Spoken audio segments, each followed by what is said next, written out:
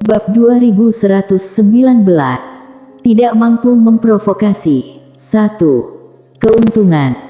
Mileye terlihat agak jelek, wanita ini sebenarnya ingin memerasnya. Pada saat ini, lelaki tua itu tiba-tiba tersenyum dan berkata, "Jangan panik, dia butuh bantuanmu." Mileye memandang lelaki tua itu, yang tersenyum dan berkata, "Keadaannya sama dengan milikku, tetapi garis darah di tubuhnya dikendalikan olehku. Tanpa bantuanmu, dia akan menderita." Mileye memandang pupil mata darah. Pupil mata darah menjilat manisan Hao dan tidak berbicara. Pria tua itu tiba-tiba berkata, "Teman kecil, bisakah aku melihat darahmu?" Mileye mengangguk, membuka telapak tangannya, dan setetes esensi darah perlahan melayang keluar. Ketika dia melihat tetesan esensi darah, wajah lelaki tua itu menjadi serius dalam sekejap. Pupil mata darah melirik lelaki tua itu, tetapi tidak mengatakan apa-apa. Setelah beberapa saat, lelaki tua itu berkata dengan suara yang dalam, "Tidak tahu siapa leluhurmu." Mileye tersenyum dan berkata, "Senior, kamu pasti tidak mengenalnya." Pria tua itu sedikit mengangguk, dia melirik pupil mata darah, lalu berkata, "Teman kecil, kamu harus berhati-hati." Mileye tersenyum dan berkata, "Hati-hati dengan pupil mata darah." Orang tua itu berkata, "Bukan hanya dia, tetapi juga banyak musuh tak dikenal." Mileye sedikit mengernyit, "Musuh tidak dikenal. Senior, aku baru di sini, dan belum membuat musuh. Bagaimana mungkin ada musuh yang tidak dikenal?" Orang tua itu memandang Mileye. Di alam semesta yang luas ini, ada beberapa kekuatan khusus yang misterius dan kuat. Metode penanaman kekuatan ini berbeda dari orang biasa. Mereka utama dalam garis darah dan menelan garis darah adalah hal yang sering mereka lakukan. "Sahabatku, garis darahmu sangat istimewa, itu adalah target mereka." Wajah Mileye menjadi gelap, karena garis darahku sangat menakutkan, beraninya mereka menggangguku. Orang tua itu tersenyum dan berkata, "Tidak tahu apakah nenek moyangmu masih hidup?" Mileye terdiam. Sungguh, yang lain tidak tahu bahwa ayah masih hidup. Seolah memikirkan sesuatu, Mileye memandang pupil mata darah ke samping, "Kamu tidak membunuhku karena kamu tahu ayahku masih hidup." Pupil mata darah hendak berbicara, ketika lelaki tua di samping tersenyum dan berkata, "Pasti. Jika tidak, dia akan menelan garis darahmu, dan jika dia menelan garis darahmu, kekuatannya dapat ditingkatkan setidaknya 10 kali lipat." Mileye menghela nafas dengan suara rendah, "Pupil mata darah, aku menganggapmu sebagai teman." Pupil mata darah menjilat manisan Hao. 2 manisan Hao seharga 100.000 kristal jiwa untukku. Temanmu benar-benar baik, Mileye. Pupil mata darah memandang lelaki tua di kejauhan. Dia memprovokasi kamu dan aku, dan dia juga ingin melahap garis darahmu, tapi dia sangat pintar. Pertama, ada aku. Sekarang, dia tahu dia tidak bisa melakukannya. Dan kedua, dia juga takut pada orang-orang di belakangmu. Aku bisa merasakan keinginan di matanya. Saat dia berbicara, dia menatap Mileye, dia juga ingin melahapmu. Mileye tersenyum dan berkata, "Aku melihat dengan jelas. Kalian semua ingin melahap garis darahku." Orang tua itu tersenyum dan berkata, "Kamu salah paham." Setelah berbicara, dia melirik pupil mata darah, lalu berbalik dan pergi. Mileye melirik lelaki tua yang pergi dari kejauhan, tetapi tidak berbicara. Di tempat itu, pupil mata darah menjilati manisan Hao, lalu berkata, "Hal khusus tentang garis darahmu akan menyebar ke seluruh langit dan dunia puluhan ribu surgawi." Mileye bingung, mengapa? Pupil mata darah memandang Mileye, "Menurutmu untuk apa dia datang ke sini?"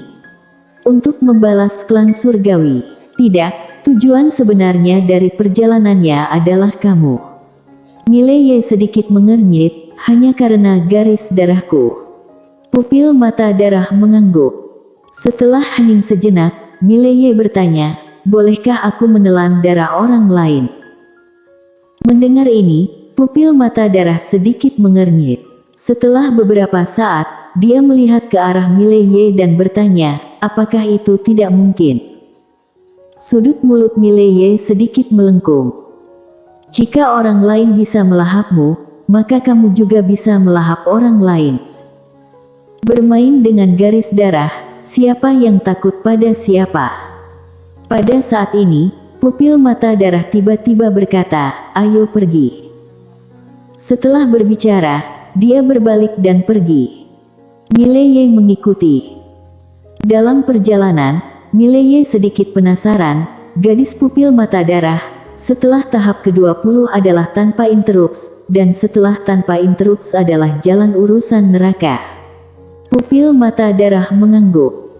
Mileye berkata dengan suara yang dalam, perbedaan antara alam tanpa interupsi dan alam tanpa interupsi hanya satu tingkat, tetapi perbedaan kekuatannya sangat besar. Pupil mata darah berkata, perbedaan antara keduanya adalah satu langit dan satu bumi. Setelah hening sejenak, Mileye bertanya, bagaimana dengan jalan neraka? Setelah hening sejenak, pupil mata darah berkata, roh dewa. Mileye sedikit mengernyit, roh dewa. Pupil mata darah mengangguk, keberadaan di luar ruang dan waktu, tetapi itu hanya milik legenda. Mileye sedikit mengangguk, lalu bertanya, Nona pupil mata darah, alam semesta seperti apa ini?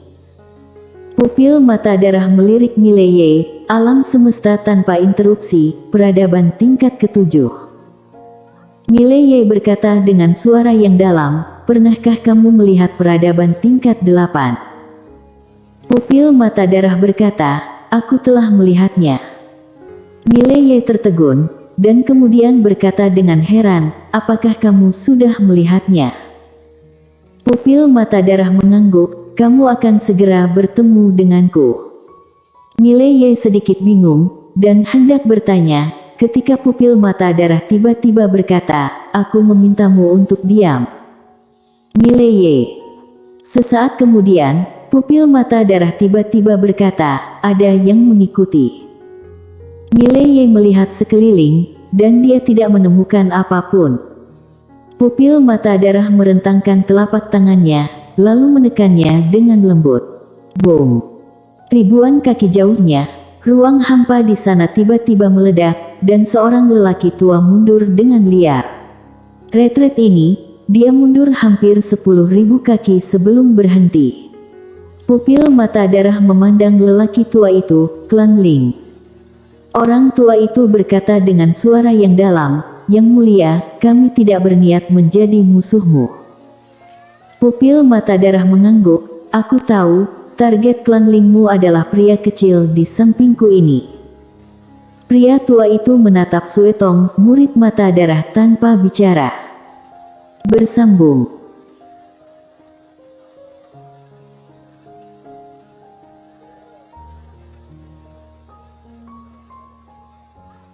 Bab 2120. Tidak mampu memprovokasi. 2. Pupil mata darah menoleh untuk melihat Mileye. Lihat, berita tentang garis darahmu telah menyebar. Mileye tersenyum dan berkata, itu yang dilakukan leluhurmu. Dia ingin menggunakan orang lain untuk mengujiku, kan? Pupil mata darah mengangguk, sungguh pintar. Mileye hendak berbicara, ketika lelaki tua itu tiba-tiba menghilang. Pupil mata darah berkata, klan Ling memiliki kekuatan yang sebanding dengan klan surgawi, dan juga ras khusus dengan garis darah yang sangat kuat. Tentu saja, klan Ling ini adalah tidak mengerikan, kamu benar-benar perlu berhati-hati terhadap klan dewa. Keluarga ini, garis darah sangat kuat, dan mereka suka melakukan hal-hal seperti melahap garis darah. Jika aku menebak dengan benar, mereka seharusnya sedang menyelidikimu. Mileye memandang pupil mata darah, mengapa kamu tidak menelan garis darahku? Pupil mata darah melirik Mileye. Pertama, aku tidak mengandalkan garis darah, dan kedua, aku menemukan beberapa rahasia ketika memasuki menara kecilmu, tetapi lainnya orang tidak tahu rahasia ini, mengerti? Mileye terdiam. Pupil mata darah berkata, jangan terlalu banyak berpikir untuk saat ini, aku bisa melindungimu untuk sementara, ayo pergi. 1 jam kemudian, pupil mata darah membawa Mileye ke Star Territory. Ada banyak bangunan yang mengapung di Star Territory ini, yang sangat berantakan. Mileye melihat sekeliling, di mana ini? Pupil mata darah menunjuk ke reruntuhan di kejauhan, bekas peradaban tingkat 8. Mileye melihat reruntuhan di kejauhan. Di reruntuhan, aula bobrok terlihat samar-samar. Selain itu, ada puluhan pilar batu yang berdiri setinggi puluhan ribu kaki. Meskipun pilar batu ini panjangnya 10.000 kaki, mereka masih tampak kecil di langit berbintang yang tak berujung. Pupil mata darah tiba-tiba berkata, apakah kamu melihat aula itu?